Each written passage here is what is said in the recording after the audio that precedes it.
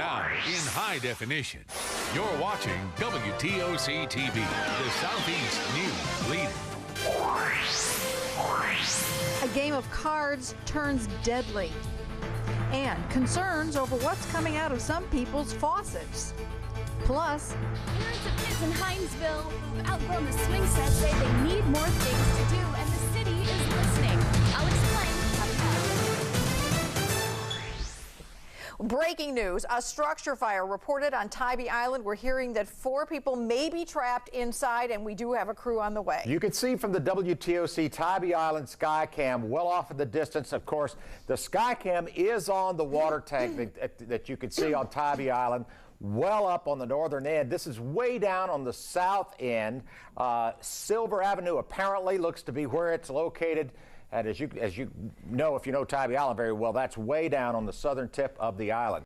A resident who lives right in that area said she just spoke with the mayor and that it is one of the smaller condo complexes, but it's 4 floors, and it's right behind Fanny's, if you know where Fanny's is on the island out there, right in that area. So that's what we know so far. And again, you can see the smoke there from our Tybee Island Skycam, and we'll be bringing you more information on that throughout this newscast. Well, Savannah Chatham Metro Police are asking for your help. They're looking for this man. He's Jason Lewis. They say that he may have information about a homicide that happened back in May. They say Lewis is not a suspect. They just want to talk to him. So if you know where he is, call police or Crime Stoppers. And new at 6, we're learning more about the 22-year-old victim shot and killed in front of her Hinesville home. Her accused killer is behind bars, and as you can see from the picture WTOC's Alyssa Hyman posted on her Facebook page, the community is honoring her memory. Well, I spoke to friends and family of Kiera Gray who tell me she was a loving mother of 3, and everyone's very distraught over her death. Right here. Neighbors bring stuffed animals to the home of Kiera Gray, who was shot and killed in her own driveway early Friday morning. I heard 1 shot, and then a couple seconds later, I heard like 5 more. So naturally, it's my neighborhood instinct is to run out front and see what's going on. So I ran down here, and something I never want to see again. According to Hinesville police, some people were playing cards at a neighbor's home, and after an argument broke out, police say Christopher Burton hit one person with a gun, causing it to discharge and shoot Gray in the head. Friends and family say she was a great mother with a lot to live for. I feel sad because they had a sad situation. It should not have happened like that. Her friends say this is normally a good neighborhood, but the violence needs to stop. Hinesville, you just need to stop the violence. I'm shook. I'm gonna be honest. There's nothing in this neighborhood has ever gotten that extreme. Police say Burton could face additional charges sometime next week. In Hinesville, Alyssa Hyman, WTOC News. New information in a child molestation and exploitation case. 19-year-old Brandon Fanning, arrested yesterday in Guyton, was in court today and denied bond. Effingham County deputies say Fanning was molesting an underage boy, videotaping the encounters and sharing them with others. This just in, Crime Stoppers and the FBI are now offering a reward for information in 2 bank robberies. WTOC's Don Lagana is joining us with more. So, Don, both robberies happened earlier this week. That's right. Both happened on Wednesday. The first suspect robbed the Savannah Bank on Waters Avenue around 9:45 in the morning. And we have some new pictures of that suspect just in to WTOC 24-hour newsroom. Take a good look. The robber, about 25 to 30 years old. He was wearing a black V-neck shirt, blue shoes, and a straw hat. He was caught on a surveillance tape standing outside the bank prior to the robbery. Another suspect robbed the Heritage Bank on Butler Street in Midway around 3:20 Wednesday afternoon. They think he's about 25 to 35 years old. He was also wearing a black V-neck shirt, blue and white shoes, possibly a Nike swoosh. A gray Crown Victoria was seen speeding away from the area shortly after the robbery. A reward of up to $2,500 is being offered for information leading to an arrest in these cases. All information provided to Crime Stoppers is anonymous once again, and the number is 234-2020. If you need another look at the surveillance pictures, you can visit our crime page at WTOC.com. Sonny? Police in Statesboro say they are seeing a spike in scrap metal thefts. They're encouraging folks to take extra precautions to secure items that could be sold as scrap. But of course, if you see anything suspicious, call authorities right away.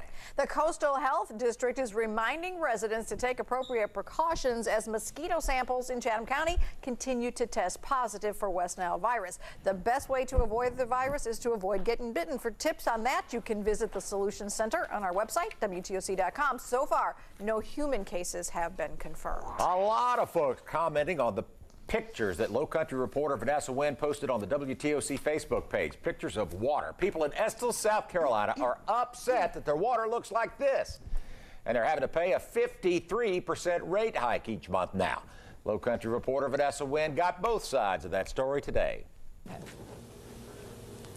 Take a good look at this jug. One Estill woman told me this is the color of the water that's been coming out of her kitchen and bathroom sink. This water may appear to look clear, but look closer and you'll see what people in Estill have seen for a long time: dark yellow water. Folks like Shay Smith says it's damaged their laundry. This is the result of our white clothes.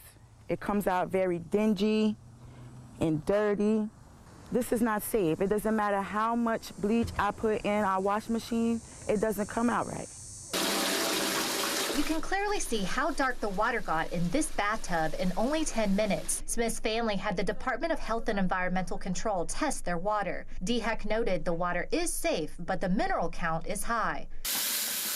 To add to it, town leaders implemented a 53% water rate hike last month to fix the problem. I have an auntie 100 years old on a fixed income, and her water bill is $179 this month, and she's on a fixed income.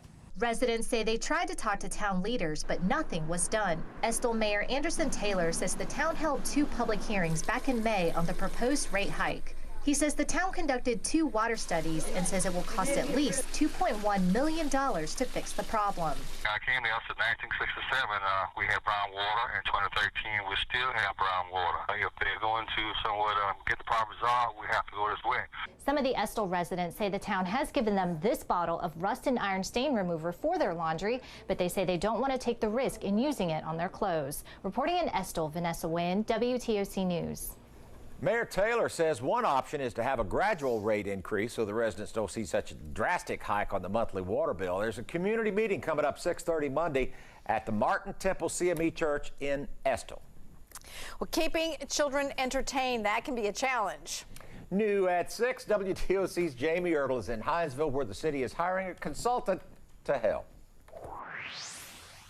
Sunny and Jody, I'm here at the Charles Schumann Recreation Center, where the city prides itself on having activities for kids. They also have the ball fields behind me, but parents and kids are saying they just want more, and the city says they're doing something about it. I wouldn't have to drive as far. It would definitely bring business. Keeps them out of trouble. Whatever the reason, parents want more things to do in Hinesville. The mayor and council, they hear that loud and clear. Kenneth Howard, Hinesville's assistant city manager, is working on a plan to bring some sort of fun center to the city. As we look at ideas to enhance the quality of life for people in Hinesville, we really feel that Hinesville is the hub of Liberty County and adjacent communities. You don't need to tell that to Jeremy Pugh's family, who drives 20 miles from Lithowissie just to enjoy the playground next to the Charles Schumann Center. For kids her age and all the way up to 16, 17-year-old like my nieces are, they really need something here that's going to be fun, exciting, and something for them to do to occupy their time instead of being on the streets hanging out with gangs and stuff like that. There's even a suggestion that the entertainment center could be a water park. It would mean saved gas. We wouldn't be driving because we do like to frequent St. Simon's, and we've tried out splashing the borough lots of times, but it would be much more convenient. And as Kenneth Howard was telling us, they're in the early phases of even trying to find a site for this entertainment spot. Their next meeting comes at the end of the month. In Hinesville, Jamie Ertl, WTOC News. And we want to take a look from the WTOC Tybee Island Skycam. We reported initially at the beginning of the show, breaking news, a big fire on the south end of the island. And we do have some information now direct from Tybee. We have the mayor, Jason Bilterman, is joining us now. Jason, can you hear us? Yeah, I can hear you. Tell us what's going on. Well, there's a fairly significant fire down here on the south end of the island. It's contained in one building. Right now, the fire department responded very quickly, and it's my understanding they got everybody out, but I haven't confirmed that. There were some folks on the scene working at a local restaurant who went down, and along with our lifeguards, the police department got some children out and stuff, but I believe everybody got out, but we haven't confirmed that yet. Oh, that'll be great. We were great to hear that. Does that? It's a condo complex, from what we've heard. Does it have a name? Do you know? No, it's just it's a two-unit condo, about 7 or 8 houses back from the beach. All right, good. And that is on Silver, apparently, on the southern end, right, Jason? Yeah, 13 Silver is the address, as I understand it, and yeah, but there's the fire department's down here doing a good job of containing this thing. The buildings are, as you all probably know, pretty tightly packed down here, but at this time it looks like it's contained to that one structure. Are you there right now? Are you close? Yeah. So yeah. What about traffic? Well, the south end, especially around the area by the pier, is pretty much shut down right now. But okay. But nothing else. As far as coming any other parts of the island, looks like bad traffic right now. You have to have a sense of relief, though, when you see with all the equipment that Tybee Island has bought for the fire department over the years to get up to the high places, the multi-story buildings, that sort of thing. It's a relief when you have the equipment you need to fight it.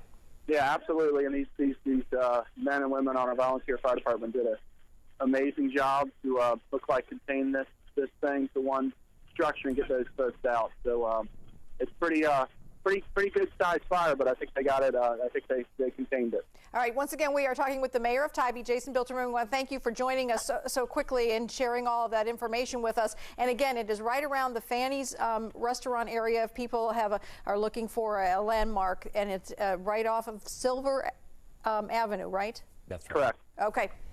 And by the way, Jason, we have a crew headed down that way. And Mayor Jason Bilterman, we will be reporting to all of you what we find a little later on. Good news that apparently the people got out of there. Thanks very much, Jason Bilterman, and we'll be right back with more.